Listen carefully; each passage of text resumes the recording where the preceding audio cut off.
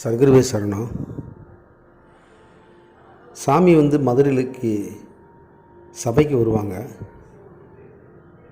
சபையில் ஒருக்கா தங்குவாங்க. தங்குனாங்கன்னா எல்லாருமே அங்கே தங்குவோம். கிட்டத்தட்ட அந்த மதுரை ஞான சபையில் ஒரு சாமி தங்குனான்னா ஒரு 50 பேர் தங்குவாங்க. அந்த 50 பேருக்கும் சாமி ஏதாவது வேலை சொல்லுவாங்க.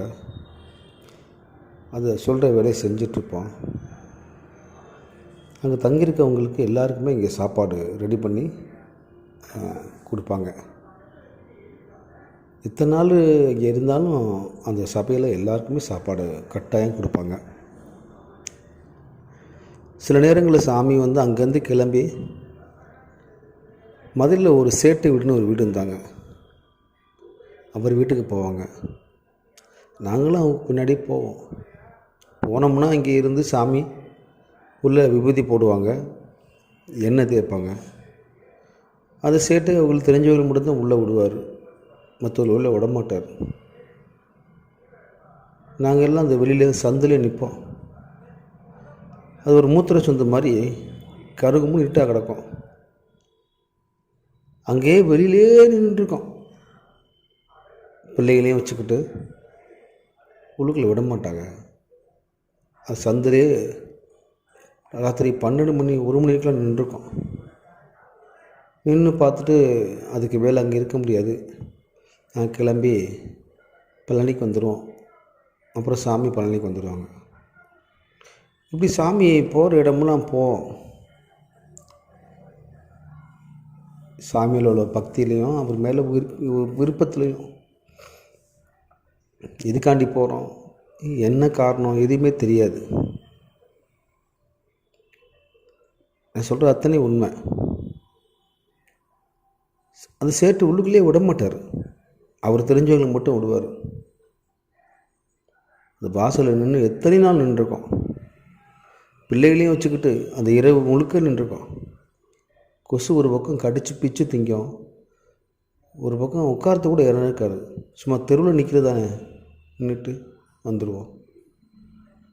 சாமிக்கு அப்போ தெரியாமல் இருந்திருக்குமா, எதுக்கு இவங்க வராங்க, ஏன் இப்படி நீ கஷ்டப்படுறாங்கன்னு சாமி தெரியாமல் இருந்திருக்குமா?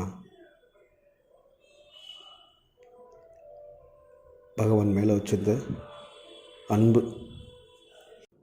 அப்போ கூட எங்களுக்கு மனசில் என்னடா இது, சும்மா ராத்திரிலாம் நிற்கிறோம், உள்ளே கூட விட மாட்டேங்கிறாங்க, இனிமேல் வரவே கூடாது, என்ன சாமி அப்படின்னு ஒரு நாள் கூட தோணுனதில்லை. உண்மையிலே சர்க்குரு என்ன தான் பண்ணாருன்னு தெரியல. எங்களை ஒரு அலுப்பாகவும் இருக்காது. இவ்வளோ தூரம் இங்கே மெனக்கட்டு பிள்ளைலாம் கூட்டிகிட்டு குடும்பத்தோடு போகிறோம். இந்த மாதிரி நின்னால் மறுபடியும் போக பிடிக்குமா? ஆனாலும் போவோம். அங்கேருந்து திரும்பி வரதுக்கு தான் மனசு இருக்காது. கணக்கம்பட்டில் இருந்து தங்கிட்டு 1 வாரம் 10 நாள் வேலை செஞ்சு சாமி கூட இருந்துட்டு திரும்பி வரும்போது தான் மனசே இருக்காது. அப்படி ஒரு சந்தோஷத்தை கொடுத்துருப்பார். மனசுக்கு சந்தோஷம் இருக்கும், மனசில் நிறைவு இருக்கும். ஆனால் அங்கே நடக்கிற செயல், ஒருத்தர் திட்டுவாங்க, ஒருத்தர் அங்கிட்டு போவாங்க, இங்கிட்டு போவாங்க, அதெல்லாம் பண்ணுவாங்க. சாமி பக்கத்தில் போனால் திட்டுவாங்க, என்னென்னமோ பண்ணுவாங்க. ஆனால் நிறைவு மட்டும் முழுசாக கொடுப்பார் சாமி. அதனால தான் நமக்கு அவரை விட்டு ஊருக்கு வரோம்னாவே ஒரு மாதிரியாக இருக்கும் மனசு. அப்படி ஒரு அது என்ன காரணம்னு தெரியாது, ஏன் அப்படி நமக்கு இருக்குன்னு தெரியாது. திரும்ப சாமியை பார்க்கறதுக்கு போகிறோன்னு வச்சுக்கோங்களேன், இங்கேருந்து கிளம்பும்போது அப்படி ஒரு சந்தோஷமாக இருக்கும் மனசுக்கு. சாமி பார்க்க போகிறோம்னா அப்படி ஒரு மகிழ்ச்சியாக இருக்கும். கிளம்பி போய் சாமியை பார்க்க போகிறோம் அப்படின்னு. ராத்திரி பகல் இரவு வெயில் மழை பனி எந்த ஒரு டிஸ்டர்பன்ஸு எது இருந்தாலும் பகவான் முகத்தை பார்த்தா அது எல்லாமே மறைஞ்சு அந்த கஷ்டமே தெரியாது.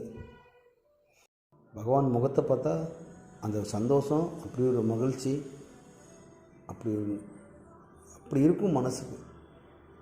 சர்க்குருவே சரணம்.